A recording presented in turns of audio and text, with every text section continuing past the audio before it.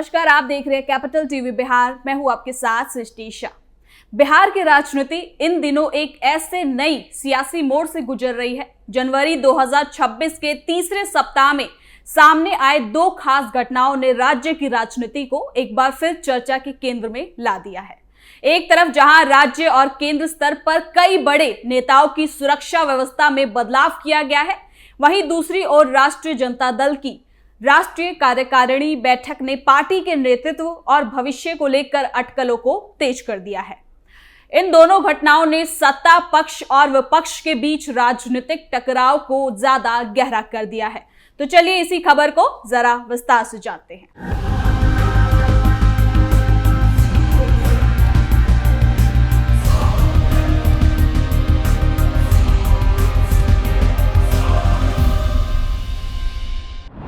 बिहार में सुरक्षा को लेकर भूचाल, सत्ता और विपक्ष आमने सामने।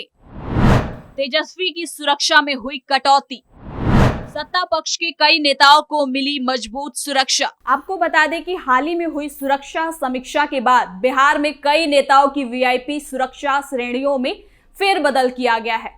इस समीक्षा में ये आकलन किया गया कि किन नेताओं को किस स्तर की सुरक्षा की जरूरत है।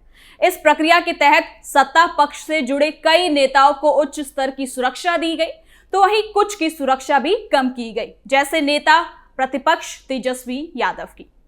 आपको बता दें कि विपक्ष के नेता तेजस्वी यादव की सुरक्षा में कटौती कर दी गई है और ये फैसला सामने आते ही राजनीतिक हलकों में तीखी प्रतिक्रिया भी अब देखने को मिल रही है। सुरक्षा व्यवस्था में हुए बदलाव के मुताबिक बीजेपी के नवनिर्वाचित राष्ट्रीय अध्यक्ष नितिन नबीन को जेड श्रेणी की सुरक्षा दी जा रही है। नितिन नबीन हाल के समय में पार्टी संगठन में खास भूमिका में आए हैं और उनकी राजनीतिक सक्रियता राज्य से बाहर भी बढ़ा दी गई है। ऐसे में ये देखकर बिल्कुल तय किया गया है कि उनकी सुरक्षा को ज्यादा रखा जाएगा। इसके अलावा भाजपा के नेता संजय सरावगी, बिहार सरकार के मंत्री मंगल पांडे और जनता दल यूनाइटेड के वरिष्ठ नेता और केंद्रीय मंत्री ललन सिंह को भी जेड श्रेणी की सुरक्षा दी गई है। चलिए वीडियो में आगे बढ़ने से पहले समझ लेते हैं कि वाई और जेड प्लस सिक्योरिटी आखिर क्या होती है। तो सबसे पहले बात करते हैं वाई की। ये सुरक्षा उन लोगों को दी जाती है जिन्हें किसी तरह का खतरा होता है। सुरक्षा एजेंसी व्यक्ति की जांच के खतरों को देखती है और उसके आधार पर सुरक्षा दी जाती है। भारत में आमतौर पर 5 तरह की वीवीआईपी सुरक्षा होती है। ये है Z plus, Z, Y plus, Y और एक्स सुरक्षा होती है ये। तो भारत में जेड प्लस सुरक्षा सर्वोच्च श्रेणी की सुरक्षा मानी जाती है। जेड प्लस सुरक्षा में व्यक्ति के पास 10 से ज्यादा एनएसजी कमांडो और पुलिसकर्मी समेत 55 ट्रेन जवान तैनात किए जाते हैं। ये सभी कमांडो 24 घंटे व्यक्ति के चारों तरफ पैनी नजर रखते हैं। सुरक्षा में लगा हर एक कमांडो मार्शल आर्ट का स्पेशलिस्ट होता है। इसके साथ ही इस जत्थे में आधुनिक हथियार भी होते हैं। भारत में जेड प्लस सुरक्षा पाने वाले में पीएम मोदी, गृह मंत्री अमित शाह, यूपी के सीएम योगी आदित्यनाथ, आरएसएस प्रमुख मोहन भागवत समेत कई बड़े चेहरे शामिल हैं। तो वही जेड प्लस के बाद सबसे बड़ी सुरक्षा मानी जाती है जेड को। ये जेड से थोड़ी सी कम होती है। इसमें किसी भी व्यक्ति के आसपास 6 से 6 एनएसजी कमांडो और पुलिसकर्मियों समेत 22 जवान तैनात किए जाते हैं। ये सुरक्षा दिल्ली पुलिस, आईटीबीपी या सीआरपीएफ के जवानों द्वारा दी जाती है। भारत में बाबा रामदेव समेत कई अभिनेताओं और नेताओं के पास ये वाली सिक्योरिटी मौजूद है। और जेड सिक्योरिटी के बाद वाई प्लस सुरक्षा का नाम आता है। इस सुरक्षा घेरे में 11 सुरक्षा कर्मी शामिल होते हैं। इसमें 1 या 2 कमांडो और 2 पीएसओ शामिल होते हैं। इसके साथ ही इस जत्थे में पुलिसकर्मी भी शामिल होते हैं। उपेंद्र कुशवाहा को सरकार ने यही सुरक्षा दी है और वाई श्रेणी की सुरक्षा में 1 या 2 कमांडो और पुलिसकर्मी सहित 8 जवानों का सुरक्षा कवच प्रदान किया जाता है। इसमें सुरक्षा के रूप में 2 पर्सनल सिक्योरिटी ऑफिसर यानी कि पीएसओ भी दिए जाते हैं। भारत में इस श्रेणी की सुरक्षा पाने वाले लोगों की संख्या काफी ज्यादा है। ये थी सिक्योरिटी की बात। अब लौटते हैं फिर से खबर पर। सुरक्षा में जो बदलाव किया गया है, इस पर सरकार और प्रशासन दोनों का कहना है कि ये फैसला पूरी तरीके से सुरक्षा एजेंसियों की रिपोर्ट और खतरे के आकलन के आधार पर लिया गया है। अधिकारियों के मुताबिक जिन नेताओं की जिम्मेदारी और सार्वजनिक गतिविधियां बढ़ी हैं, उनके लिए ज्यादा सुरक्षा बढ़ा दी गई है। इसी आधार पर सुरक्षा श्रेणियों में बदलाव किया गया है। हालांकि इस पूरी प्रक्रिया में सबसे ज्यादा बात तेजस्वी यादव की सुरक्षा को लेकर हो रहा है।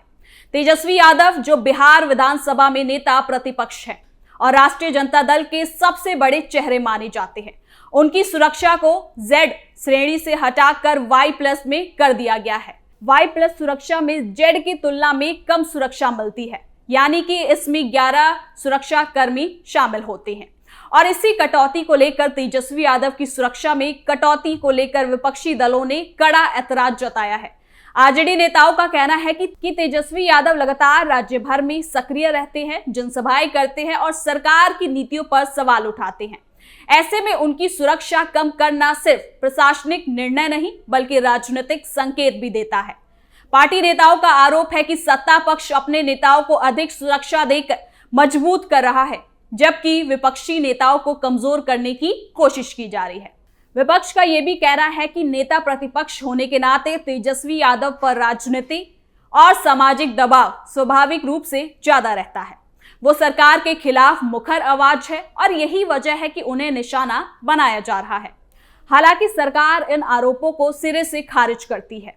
वो कहती है कि सुरक्षा का फैसला राजनीति नहीं बल्कि सुरक्षा मानकों के आधार पर लिया गया है। इस समीक्षा के दौरान सिर्फ तेजस्वी यादव की ही नहीं बल्कि कुछ अन्य विपक्षी नेताओं की सुरक्षा भी पूरी तरीके से घटा दी गई है। इनमें पूर्व विधानसभा अध्यक्ष उदय नारायण चौधरी, कांग्रेस नेता राजेश राम और कांग्रेस के वरिष्ठ नेता मदन मोहन झा शामिल हैं। प्रशासन का कहना है कि इन नेताओं के मामले में मौजूदा खतरे का स्तर कम आंका गया है, इसलिए सुरक्षा हटाने का फैसला किया गया है। लेकिन विपक्ष इसे भी सत्ता पक्ष की मंशा से जोड़कर देख रहा है। आपको बता दें कि राजद प्रवक्ता एजाज अहमद ने कहा कि जिस तरह से एनडीए सरकार काम कर रही है वो अलोकतांत्रिक मानसिकता को दर्शाता है। उन्होंने कहा कि सरकार का ये कदम विपक्ष के आंदोलन और विरोध कार्यक्रमों को शुरू करने से पहले ही उसे कमजोर करने की साजिश का हिस्सा है। तेजस्वी यादव की सुरक्षा कम करना सरकार की घबराहट और बेचैनी को दिखाती है।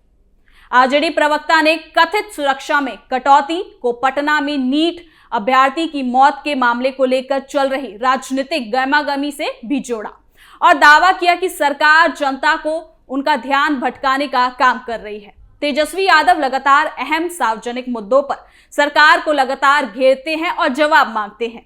इससे सत्ताधारी पार्टी के नेताओं में बेचैनी पैदा हो जाती है। उन्होंने आगे कहा कि सरकार इसलिए बेचैन है क्योंकि तेजस्वी यादव बिहार में रोजगार, विकास, महिलाओं की सुरक्षा, अपराध और हत्याओं पर सवाल उठाते हैं। एजाज अहमद ने सवाल उठाया कि बीजेपी और जेडीयू नेताओं को Z+ की सुरक्षा आखिर क्यों दी जा रही है, जबकि विपक्ष के नेताओं की सिक्योरिटी को Y+ कर दिया गया है।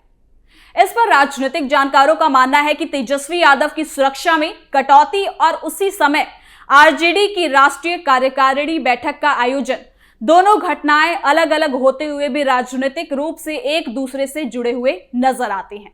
एक तरफ सत्ता पक्ष ये दिखाना चाहता है कि वो प्रशासनिक फैसले नियमों और प्रक्रियाओं के तहत ले रहा है, वहीं दूसरी ओर विपक्ष इन फैसलों को राजनीतिक दबाव और भेदभाव के रूप में पेश कर रही है। दूसरी ओर आरजेडी इस पूरे मामले को अपने संगठन को और मजबूत करने के अवसर के रूप में देख रही है। पार्टी के भीतर अब ये समझ बन रही है कि आने वाले समय में बिहार की राजनीति और ज्यादा आक्रामक हो सकती है। ऐसे में संगठनात्मक मजबूती और क्लियर नेतृत्व बहुत ज्यादा जरूरी है। इन दोनों घटनाओं ने यह साफ कर दिया कि बिहार की राजनीति अब सिर्फ नीतियों और विकास के मुद्दों तक सीमित नहीं रही, बल्कि सुरक्षा जैसे प्रशासनिक मुद्दे पर भी सीधे सियासी बहस का अब ये हिस्सा बन रहे हैं। तेजस्वी यादव की सुरक्षा में कटौती का मुद्दा अभी थमता नजर नहीं आ रहा और राष्ट्रीय कार्यकारिणी बैठक के फैसले राज्य की राजनीति को नई दिशा भी दे सकते हैं।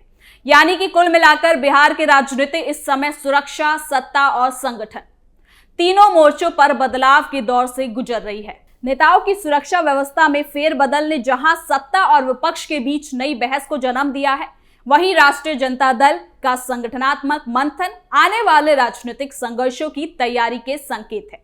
आने वाले दिनों में ये साफ होगा कि ये घटनाएं तत्कालिक साबित होती हैं या फिर बिहार की राजनीति की दिशा और दशा बदलने वाली साबित होंगी। तो फिलहाल के लिए इस खबर में इतना ही। देखते रहिए कैपिटल टीवी बिहार।